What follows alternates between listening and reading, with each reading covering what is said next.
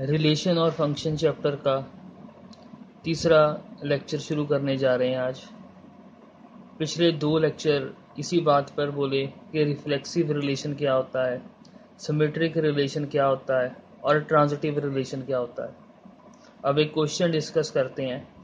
हम लोगों को एक रिलेशन दिया हुआ है आर, इंटीजर के सेट पे दिया हुआ है। किसके सेट पे दिया हुआ है? इंटीजर, यानी कि सिर्फ और सिर्फ इंटीजर ही चलेंगे मेरे। अब मैं इंटीजर में होल नंबर आ जाते हैं, नेचुरल नंबर आ जाते हैं, लेकिन रियल नंबर नहीं आते। यानी कि मैं पॉइंट वाला कोई भी एग्जांपल नहीं लूंगा, यहाँ पॉइंट वाले क्वेश्चन को बात करूंगा यहाँ पे, क्योंकि मुझे दिया गया हुआ इंटीजर। नेगेटिव नंबर आ सकते हैं, पॉजिटिव नंबर आ सकते हैं और 0 आ सकती है। आइए इस क्वेश्चन को डिस्कस करते हैं। रिलेशन क्या दिया हुआ है हमें, देखें जरा आप लोग। रिलेशन क्या दिया हुआ है मुझे? रिलेशन दिया हुआ है मुझे x और y, जिसमें x minus y is an integer, यानी कि दोनों को माइनस करके मेरा जो आंसर है वो इंटीजर ही आना चाहिए। डिस्कस करते हैं इस क्वेश्चन को। देखिए, मान लेते हैं a किसके इक्वल है हमारा, a किसके इक्वल है हमारा, z के इक्वल। z का मतलब क्या हुआ?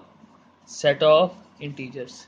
a किसके इक्वल है हमारा, z के, यानी कि सेट ऑफ इंटीजर्स। ठीक है जी। अब देखिए, पहला चेक करना है हमने कि ये रिलेशन रिफ्लेक्सिव है, ट्रांजिटिव है, सिमेट्रिक है या नहीं है। सबसे पहले चेक करते हैं reflexive.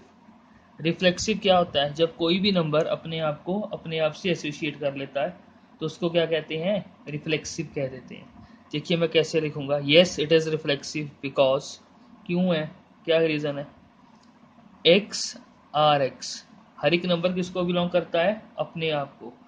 For belongs to R, for all X belongs to capital A.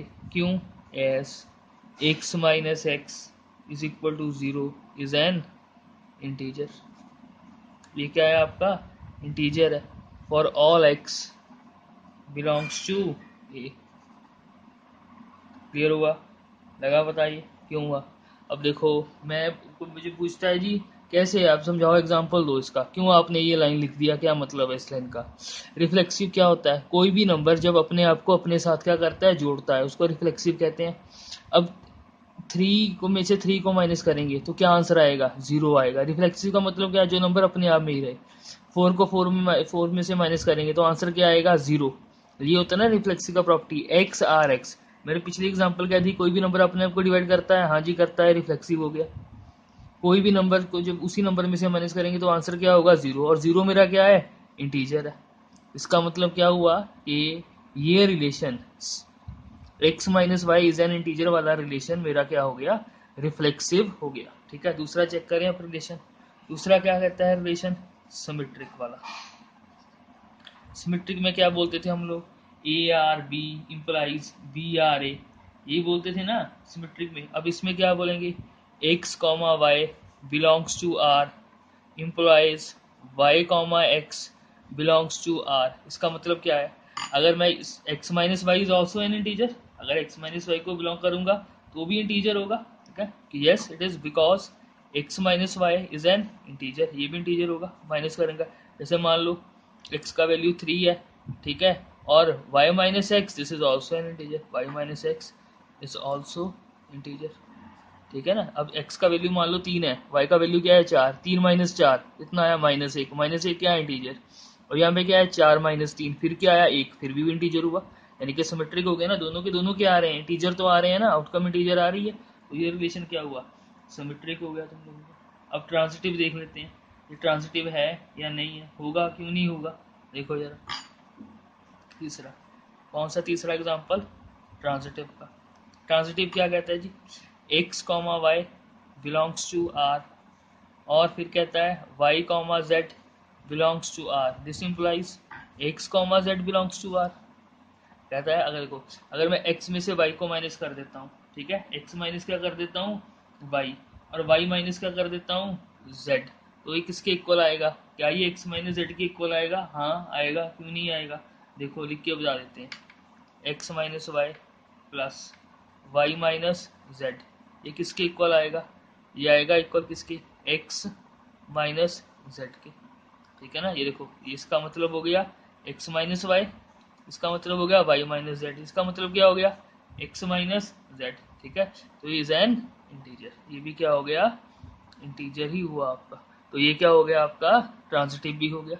x minus y is an integer, y minus z is also an integer, this implies x minus z is also an integer.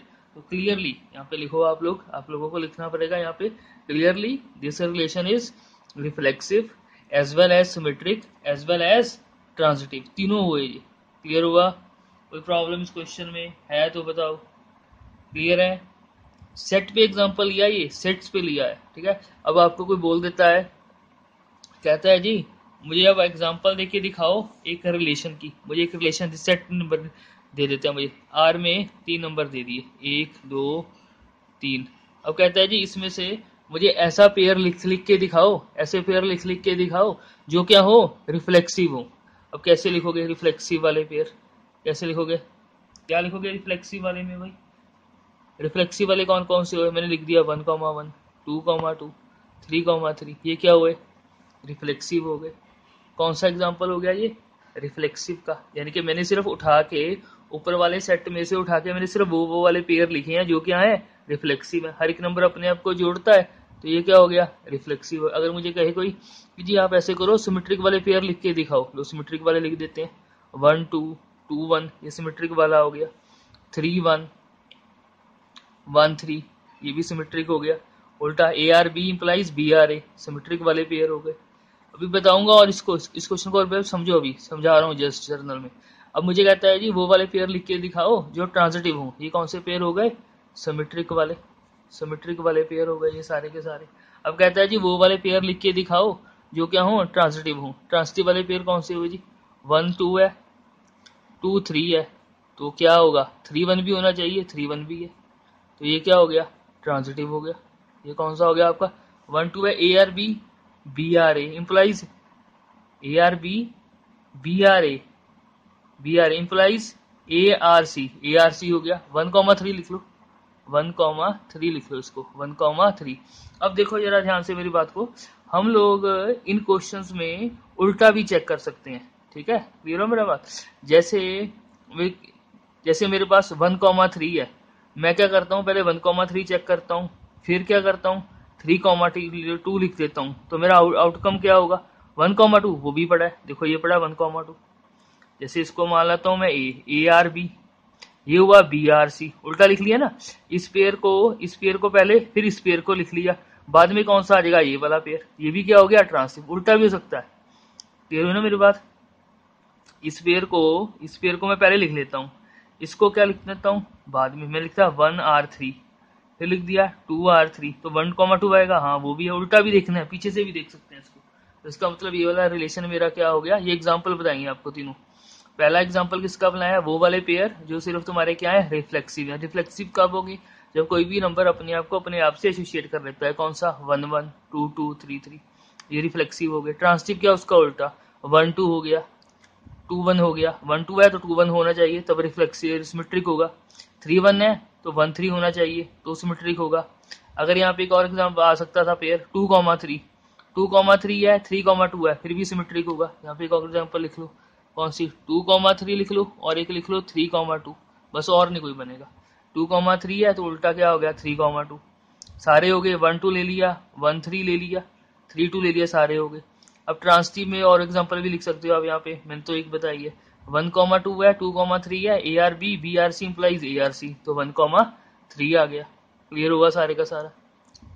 अब एक बार और समझो, जो relation जैसे मेरा पहला question कराया reflexive भी हो सिमेट्रिक भी हो और ट्रांसिटिव भी हो, उसको क्या कहते हैं इक्विवेलेंस रिलेशन। क्या कहते हैं उसको इक्विवेलेंस रिलेशन, जिस रिलेशन में मेरे तीनों आ जाए। इस क्वेश्चन को और इस एग्जांपल को अच्छी तरह पढ़ो, अगर कोई क्यूरी है पोस्ट करो, अगला लेक्चर बताएंगे, इसको अच्छी तरह समझो लेक्चर को।